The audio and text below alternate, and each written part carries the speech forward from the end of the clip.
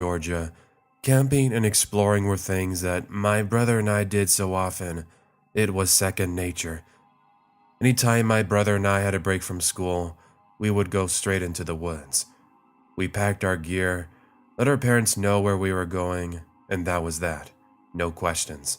We decided to camp about midway through the trail, and it's a trail we knew fairly well as we've used it several times before. We arrived at the trailhead around lunchtime. We parked our car, got our gear, and went into the woods. As we're walking around, we run into a few people. We want to know how the trail looks like, and they tell us that there's parts that are wet. The trail probably crossed the river 50 times as it went along its 17-mile-plus journey, and with the colder temperatures of late fall settling in, it was harder for the trail to stay dry. We moved deeper into the trail and started to look for a place to make camp.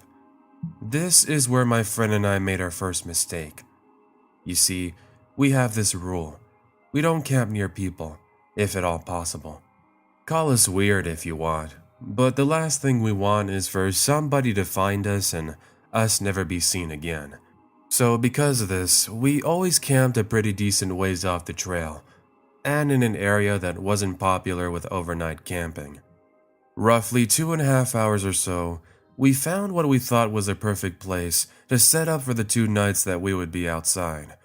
We came up to a bend and ventured about half a mile off the trail, into a clearing where we would set up our things.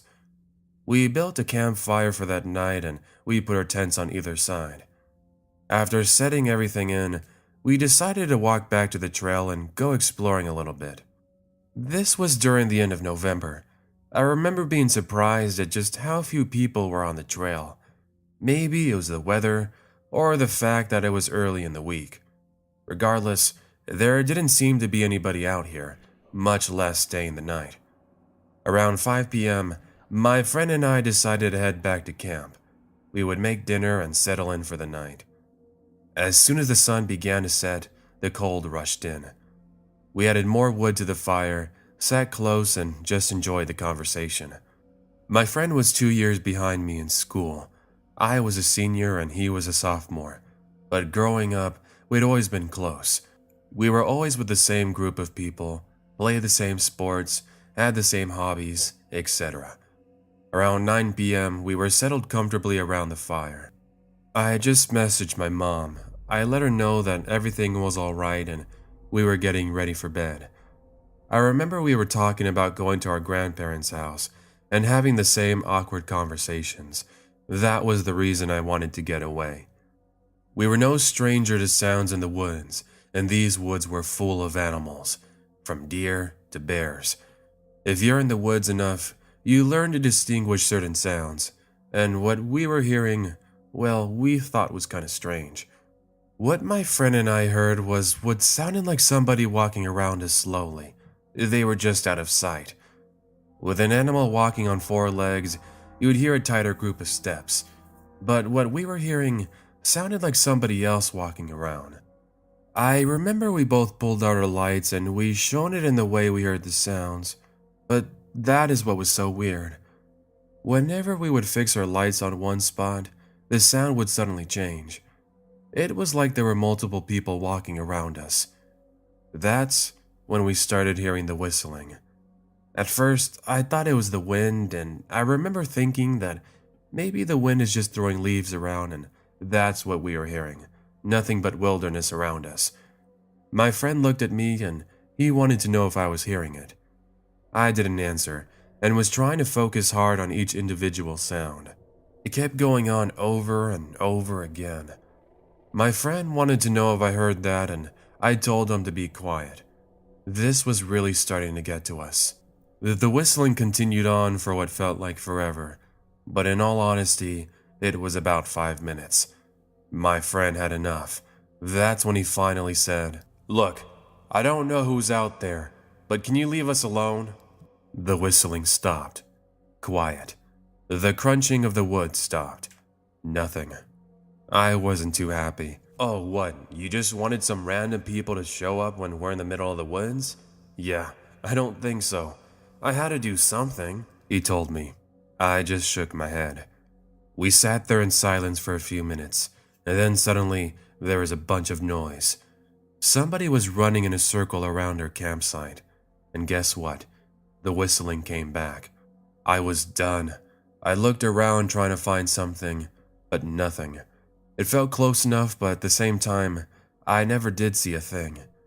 That's when the movement stopped, but the whistling was still constant. It was so loud. I looked at my friend and told him that we should call the park rangers. Now, this is the part I will never forget, the part I never like to talk about. While my friend was on the phone with the dispatcher and telling him our location and what was going on, I stepped around the tent.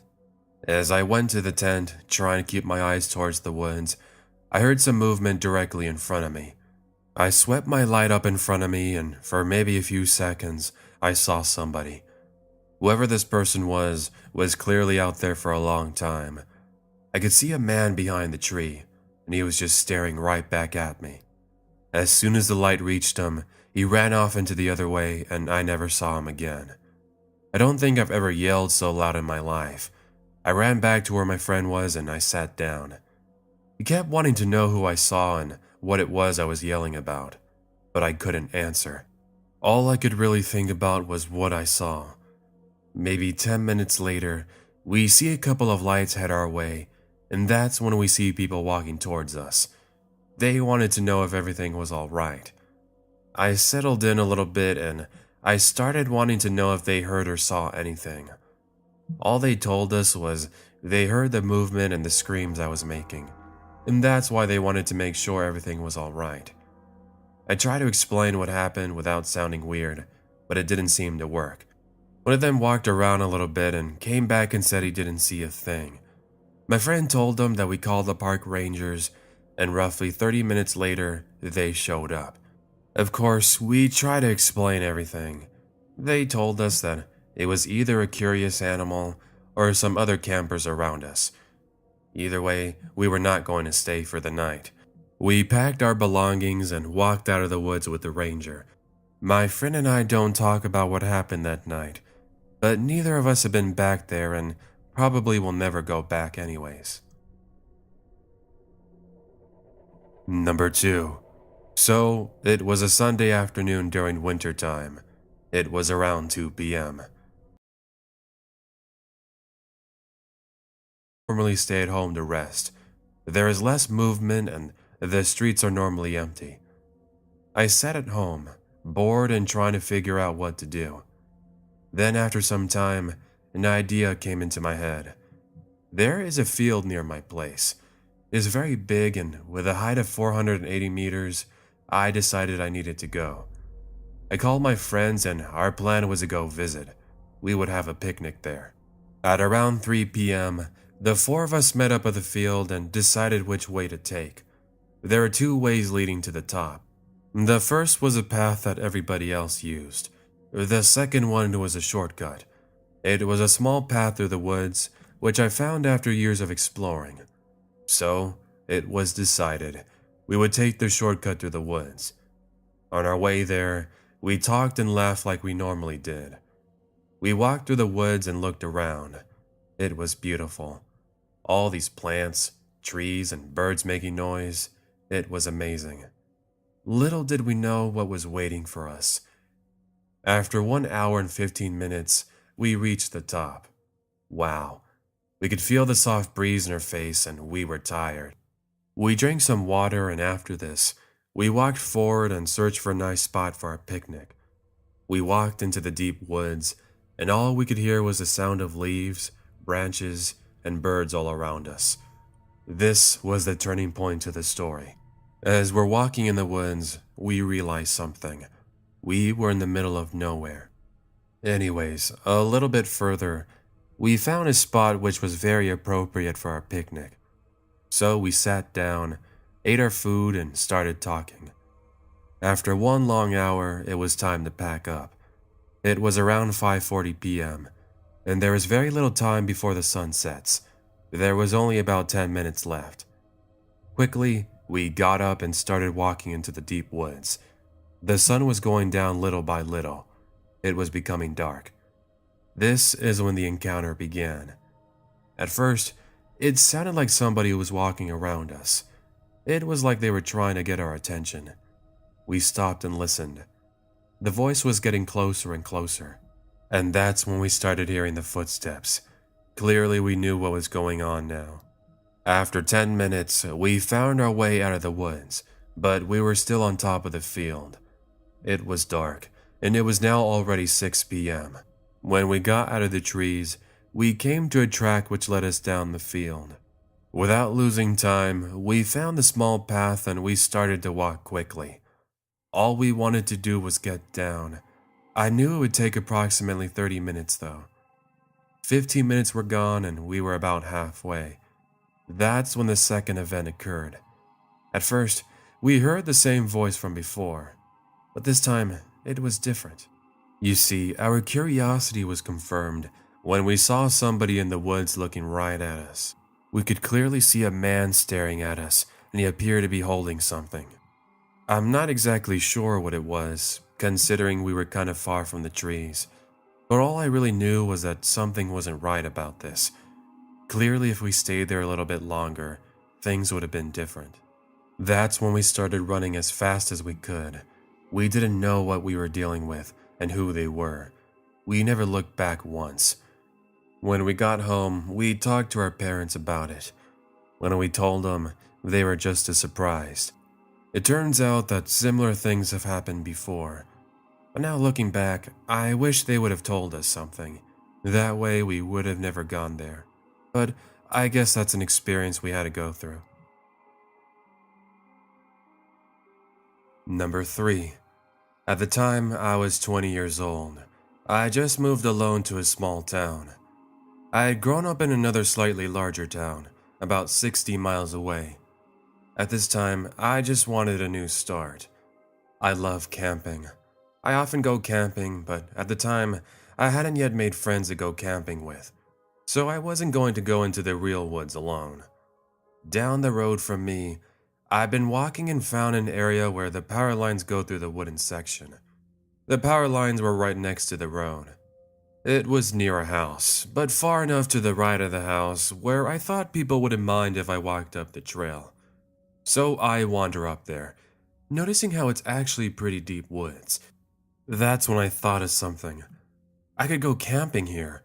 It's quiet enough to give the real woods experience, but close enough to the road and the houses that I'm not too far away if I need anything. Alright, sweet. So that's what I do. I set up camp in this little clearing.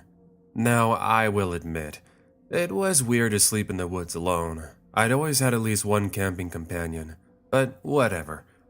Next day, I decide to wander further down the path to see where it leads. I walk for about half an hour, and I can see some fields on the right. The thing is, they're in the distance and there's a fence between the fields and the path. Then I come across another path. It goes to the right. I follow it. A couple of feet in, it curves slightly, and then there's an old van on the left of the path. Well, that's strange, but it's about 1 p.m. It's near noon anyway. It's daylight and birds are still making noise. So once again, I felt like nothing was wrong. I go up to the van, which had obviously been there for a very long time. There were lines of brownish red going down the side, from the bottom of the doors. I look inside and I see what appears to be old things. Old bedding, curtains, all that sort of thing. Still, I felt like nothing was wrong. So after that, I decide to still look around. I continue along the path for a short time, until I finish rounding the slight bend. I stop in my tracks. Finally, I sense something, or whatever you want to call it. Up ahead there is this strange doll by the tree. Right next to it was this big cage structure. It had 4 sides on the ceiling. I could also see some other dolls around me. I'm not exactly sure what this was all about, but one thing was for certain. I didn't want to be here anymore. I don't even remember the run. I just remember arriving at the campsite, grabbing my belongings, and running back home. I made my way down the field, I jumped in my car, and I went home. And when I got home, I locked all my doors. I went around my house wondering what had happened for several hours. It's been 11 years since that happened, and even now I still think about it. I now live almost 1,400 miles away, but I still just make sure to lock my doors at night just in case. Number 4. Back in the 90s, I was out with my friend in my neighborhood. It was a town where you never really had to worry about anything. You know the type of town. This one day I was with my friends. We were walking around like we usually did. We noticed this gray station wagon that's circling around our road. It made a big loop, about a mile around. Cars go by in general, so seeing the same car several times was definitely weird. The first time we saw it, we were eating some snacks up by the side of the street. We saw the car twice during that time and thought it was odd but kept walking on our way. We were planning to go to her house and then go to another neighbor's house. As we walked, we noticed the car a couple more times and we started to get nervous. They slowed down a lot going by us, but hadn't said anything yet. We moved into the trees a little bit, still walking along the road but not right next to it anymore. We saw him going around the bend as we neared some tall trees. It was now moving extremely slow, and we could tell he was looking. Because of this, we ran into the woods. I nearly froze. We could just make out through the other side of the trees that the car pulled up right next to the woods. It was reaching around trying to find us. During this entire time, we were hiding in the woods trying to get away from the stranger. We were so deep into the woods that we thought we would get lost, but finally we made it to their house. We never ended up doing anything. On a separate day, I was with my friends, and long story short, we saw the same gray station wagon near the woods again. Several times, it circled around our neighborhood. We were with a larger group this time. We eventually all got the courage to walk to my friend's house because their parents were home. Besides, we were pretty nervous. The worst part of this memory is that the parents never believed us. We never did see that vehicle again. But one thing was definitely for sure. Anytime we go out into the woods or we're near the woods, we're always making sure to be aware of our surroundings. Number 5. So this happened a few months ago, and it still gets to me. My entire life, I never really walked home from school all the way. I'd always either been picked up or I'd take the bus. This year was my first year that I lived near the school to walk. I wasn't in the nearby neighborhood where everybody else lived. We were only living in our house temporarily, so I have to walk maybe half a mile to get home, and it's across the highway. At the beginning of the year, when I first started walking home, I didn't want to have to walk by the highway. The high school had a trail that went into the woods that led to this strange and lonely road. I wanted to be cool and get home faster.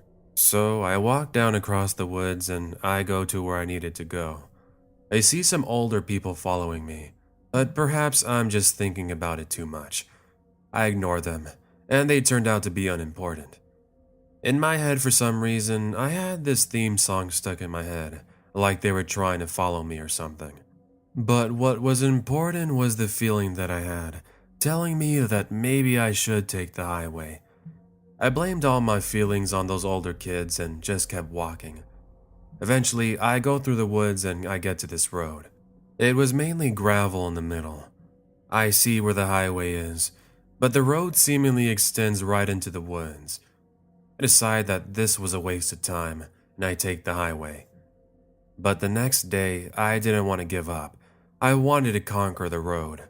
So I went back to that same road. Same sort of thing. Long road with trees all around it. I keep walking down the road. That's when I noticed that there are 0 cars going up or down this road. It's like it was almost abandoned. I continue walking down the road and it leads nowhere. I'm just getting lost now. I'm really starting to get nervous at this point. A car could drive down at any time, but nobody would hear me. I start running back up the road to the center. That's when I see this big clearing where the power lines were. Finally, that's where it is. Man, I've been trying to find that forever. The ground next to the lines was still overgrown. I kept walking down the area, and I was still taking my time. I finally made it to a small ravine in the middle of the area. I jump over it, and I continue on my way. Now, because there were so many trees around me, it was hard to make my way around. I must have been trying to work around them for at least 2 minutes. Then, cold. I look up, and I see a man standing a good distance away from me. I don't move, and I don't say a word. I'm frozen. All of a sudden, he just starts laughing. He's walking up to me, and the adrenaline has been going in me for about 30 seconds now. I run fast. I don't care about getting dirt anymore. I just want to get out of here. Finally, I make it to the road, and I get to the highway. That man. I make it home, and I promise myself that I'll never go through those woods ever again. The worst part about this whole thing is that he just stepped to the side of the woods. If he hadn't done that, I would have never seen him. It's just so weird. I think until something like that happens to you, you'll never truly know what it feels like. So let's hope it never happens. Number 6. Every year around Father's Day, we always do the same thing. We go out into the woods, and that's where we stay in a cabin. The rules are simple. 1. Do whatever you want and just have fun. We generally tend to wind down as it approaches sunset. At nighttime, we just tend to relax. I myself have been up here a few times at this point, so I'm fairly comfortable with the area. This was about 5 years ago, so high school years. Anyways, everybody else is being lazy, but I still want to get out and move.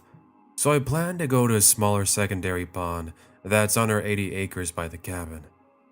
The path to this pond is pretty much a straightforward thing. You turn 90 degrees, about halfway through, there's an L.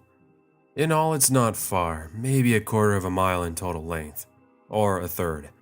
Getting my gear together, I prepare to go out into the woods, seeing as now the sun is already casting orange light. I grab my light, I grab a sweater, and I'm on my way. With my stuff ready, the adventure begins. The first part goes alright. I'm just thinking to myself and enjoying the wilderness. I reach the point to turn, and as I do so, before I notice anything else, there's this chill. Something is definitely not right. Trying to ignore it, I look down the path, almost walking along before I notice something odd. There was a man about halfway between me and the pond. Now it's getting late, so I thought that maybe it's just a shadow. Still, I guess I was telling myself that something was up, so I instinctively shined my light down the path to try and put my mind at ease. That's when the light reflects off this man's eyes. Immediately, everything changes. I have no idea who I'm dealing with now. As I turn off the light, I pay more close attention to the person down the path. Now I notice they're moving. Not moving towards me, but it looks like they're moving away from me. Needless to say at this point, I'm doing all I can to make sure this person doesn't notice me. Staring down at them, I know that at the very least I need to not be here. Luckily, as there had been bear sightings recently in the area, I'd gotten some advice on what I have to do just in case there is a bear. I backed up slowly out of sight around the corner, making sure the person didn't notice me. Getting out of their line of sight, I run faster than I've ever run in my entire life. As I return to camp, everybody's just wanting to know what happened. Immediately, I explain what happened to them. After I told them, my dad and my uncle want me to take them out there, but I want nothing to do with it. Several years have gone by since that happened, and I still have no explanation. If anybody has any ideas, I would really like to know. Number 7. On the last day of my camp in Wisconsin, me and my friend were walking up to our cabin to get our sweatshirts because it was cold. My cabin is in the middle of 2 other cabins, and they're right next to the woods. There's a campsite where people can go here and they can do whatever they want. The woods we are next to go on for miles and miles, and there are no known people to be living there for as far as I know. So me and my friends proceed to the cabin, while the rest of the campers and staff are walking back for the night. When we reach the top of the field, we take our lights out to see where our cabin is.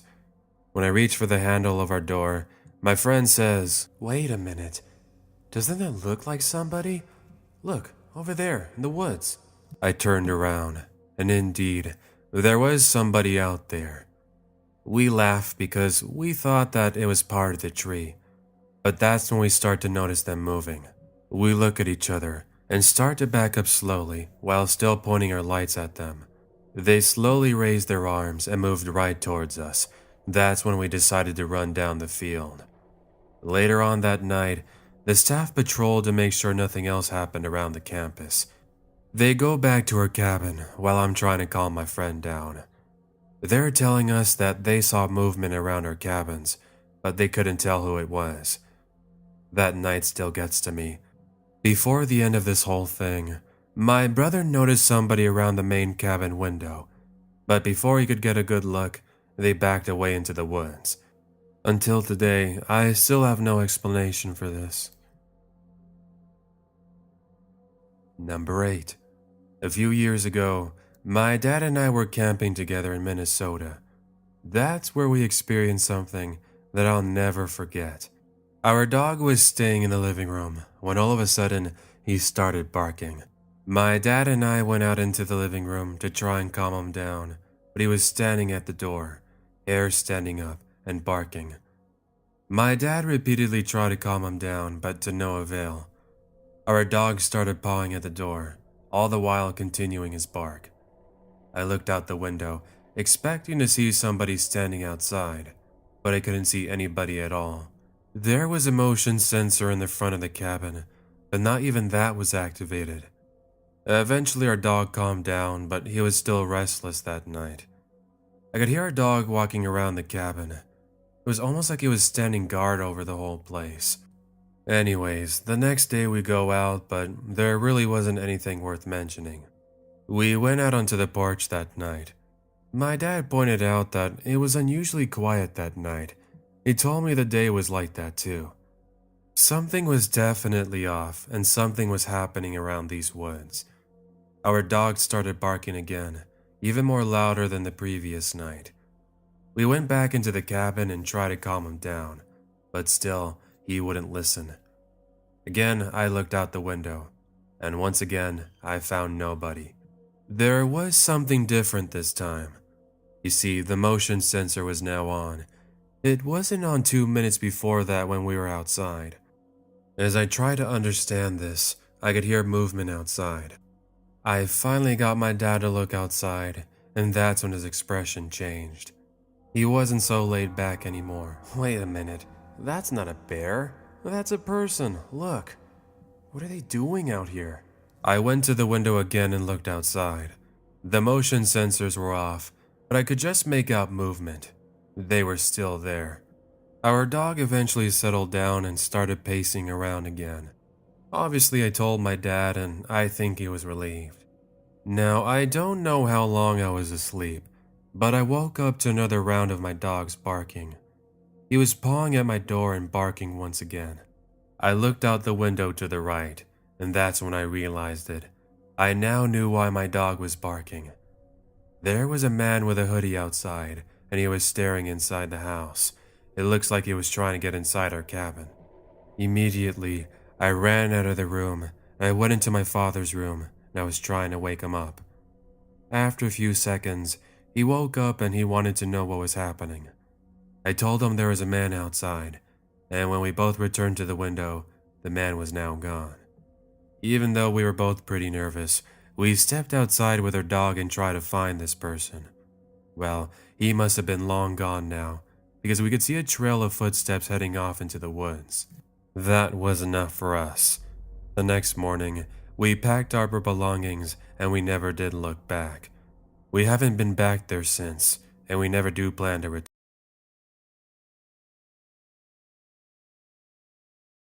This experience took place in December of 2005. I was on break from university at the time. Usually my parents, two sisters, and myself either host extended family or travel and be guests of family vacation. At the end of the year, we decided to spend a time at home. It was just the five of us. Having gotten used to being a very active college student, I became restless around the house all day and night. I decided to take a nighttime walk at a nearby lake. I pack a bag, food for 2 days, a backpack stove, and extra winter clothing. The snow at my house was about 7 inches, so I expected at least 2 feet along the trail. And besides, I tend to overpack a lot of things. It was roughly 10 p.m. when I left the house, and it takes approximately 90 minutes to reach the lake. The trail I intended to walk on was only about 3.5 miles, and it led to a tower. I have walked this trail a few dozen times since I was younger, and had become very familiar with a very large portion of the surrounding area. Because of this, I expected an easy and uneventful walk to tire me out and ease my restlessness. I pulled into the staging area for the trailhead, got out of my car, and gathered my belongings. One final check, and I was ready to go. I reached the trailhead, and as expected, the trail was untouched and covered in roughly 18 inches of snow. The snow was not real soft, but not real firm and icy either. The crust of the snow broke easily under my footsteps, but did so with a very loud crunch noise that seemed to be very different from the silence of the night. Believe me, it was a very quiet night. Soon, I fell into a nice comfortable but quick pace, an instant walking pace that I've developed before. The trail began in a very lightly wooded area that soon turned into a more moderately wooded area. It continued on for about a half mile or so. At this time, I knew the trail would take me up to the side of the field. I would estimate I was 75 or 80 yards from the first bend, when I noticed I had substantially slowed my pace. That's when I caught myself looking around me. This was usually a posture I took whenever I'm looking around the woods. After I caught myself the first time, I thought nothing of it. The second time I'd caught myself doing the same thing was only a handful of moments later. I was now near the second field. This time, I paid more attention to my surroundings. Up until this time, I was using my headlamp. It would light about 50 to 60 yards ahead of me. As I kneeled down, I turned the power setting to low, then proceeded to carefully look around me. After 5 minutes or so, my eyes adjust better to the darkness, and I caught a faint glow of red, positioned roughly at the field in front of me. I decided that I'd sat down for a few minutes and continued to observe and listen while my eyes continued to adjust. The faint red glow never really seemed to disappear, but the intensity seemed to change over a few minutes. Eventually, I grew impatient. I told myself that there was most likely a survey reflector, and that's what was reflecting back to me. By the time I decided to stand up and proceed with my walk, I would guess 10 minutes had gone by. As I stood upright and pulled out my light, I switched it from red filter to white LED. It was at this point when my state went from relaxed and calm to suddenly jumping around. At this moment, my 2 lights had easily lit up the back of the field. I didn't see the reflector I told myself I saw. As I began looking around once again, I slowly stepped forward. That's when I noticed a red glow. It's appearing just beyond the beams of my 2 lights. Upon controlling myself, I began to try and determine what this glow could be. The best new answer I came up with was the reflection from the eyes of an animal. This did make sense to me, except I'd never seen anything like this before. The tales of mountain lions that ran these mountains was something I still thought about. I slowly turned around and slowly went up the path I'd just gone no more than 15 minutes before. I thought it was a wise idea to keep my light in front of me, just in case I do see something. Again, I got within 30 to 40 yards of the last turn, and that's when I confirmed that what I was seeing was indeed an animal. I stood there weighing my options and risks. I could continue moving forward down the trail, and hope the bold move would keep a buffer of at least 20 yards between me and this animal. This option made me the most uneasy, so I opted for my second best way out. I could always go straight down the field side, and then from there I could make it back to where I needed to go. I carefully proceed, but quickly look through the wood and snow on the ground, and that's when I reach the bottom and connect with the trail. At this point, I knew I was a good mile from my car, so it was about a mile away.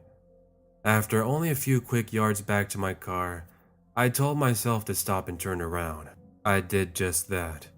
This time, I completely turned off my lamps and listened around me. My instincts told me that the sound of the snow moving around me was definitely the sound of footsteps. My eyes had only began to adjust to the dark, and that's when I saw the lights from earlier. I would guess whatever this was had moved a fair amount of distance closer to me. I guess 100 yards from my position. They didn't seem to move with focus intent on me, but did seem to move with purpose. It was hard to judge distance between us, so I told myself to stay silent and watch for 15 more seconds. Out of nowhere, my mind told me that I'd not heard a single sound since I stopped. No snow crunching, not even a branch moving. No sound at all. Along with no sounds, I realized the red glow was not the reflection of eyes. There is no light to be reflected from anything. So, I finished my 15 seconds, stood up, turned around and went the other way. This is when it really started to get to me. Every 20 or 30 yards, I would stop and turn around and listen. After the second stop, it became clear that whoever was following me was staying just out of sight. As much as I tried to control myself, I pushed harder to continue on and just ignore everything. After several minutes, 100 yards away from me, I could see I was almost out. But just before I could make it, I noticed the lights this time. This time, I got a better look. I now realized what those lights were. They appear to be night vision goggles. That would explain why I was seeing those lights. But I thought about something. Why would somebody be out here doing that? I mean, all I was trying to do was just enjoy myself, walk around, and maybe see some nature. Why would somebody be following me around? I guess in that moment, trying to realize what was happening, I didn't realize this person was approaching me. I could do nothing as they slowly made their way towards me. I wasn't exactly sure who this person was, but I knew one thing: I needed to leave now. So I did just that. I got out of the vehicle, I jumped in and turned the key. Immediately, I turned the lights on. It was at that moment that it was finally revealed. There wasn't just one person walking around, but no, there were 3 of them. Now, normally, seeing random people walking around would be alright, but I was alone and this was the middle of the woods and late at night. Either way, the 3 of them just stood there and smiled at me as I made my way out of there. I don't know, but there's just something about those smiles, something that I really couldn't explain. If there was one explanation I did have for it, is that I felt like I stumbled on something that I wasn't supposed to see. That was the end of that though. I was so relieved to be off the mountain, out of the woods, and away from those strange people. I called my parents as I made my way home, and I was letting them know I was alright. My mom could easily see that something was wrong, and she wanted to know what it was. At first, I really didn't want to tell her, but that's when I told her what happened. Before I put the phone down, she told me she has a friend that lives in the area, so she told me I could go visit them. So that's what I do. I give them a call and I'm wanting to know if I could stay. Thankfully, they were really nice people and they offer me a place to stay. When I get there, I tell them about my whole experience. When I told them everything, they were very surprised to hear it. It turns out that him and his wife had experienced something similar. They were out in the woods when they stumbled into some random people. They appear to be performing something, but instead of staying around and trying to figure out what it was, they left. They didn't want anything to do with it either. Over the years, I've tried to come up with an explanation for everything, but every time I try to figure something out, I'm left with nothing. If anyone has any idea of what this could be, I would really like to know. I don't know who those people were, and I never heard anything else about it. I've tried to go back, but I've never seen them again. Who knows exactly what happened that night, but I guess I'll never know. Number 10. I was 15 and my brother was 13 at the time. That's when we moved into our new home. We had woods behind our new home, separated from our yard with just a small little fence. Me and my brother went into the woods to adventure, but we never went far enough to where we could not see our house anymore. My stepfather, who lived with us, told me and my brother that a man complained about us leaving things in the woods. Now, let's just say that we've never left anything in those woods. And besides, who does that? Anyways, one day we went into the woods, the farthest we've ever been. It was a grand adventure for us. When we no longer saw our home, we looked into the deep woods. That's when we saw a shadow behind a tree. The noise we heard was something we still think about. We heard a loud laugh noise. From that, we ran faster than we ever have before. When we finally make it out of the woods, we turn around and look back. That's when we see it. There was a man staring right at us. Our mom did not believe us, but to this day, we know exactly who we saw that night. That same night, we heard footsteps and other noises outside our house. On another night, I heard the sound of somebody trying to open our door. I knew this was not a random person. I knew this was the person from the woods. I finally had the courage to look out the window, and when I did, I wasn't surprised. It was the same man we heard laughing in the woods the other day. I ran up to my parents' room and I told them what happened. By the time we went out to check it out, the man was now gone. He hasn't returned since, so I guess that's a good thing. But I still have a hard time sleeping at night. You just never know. Because of that, I always make sure to lock all the doors and windows.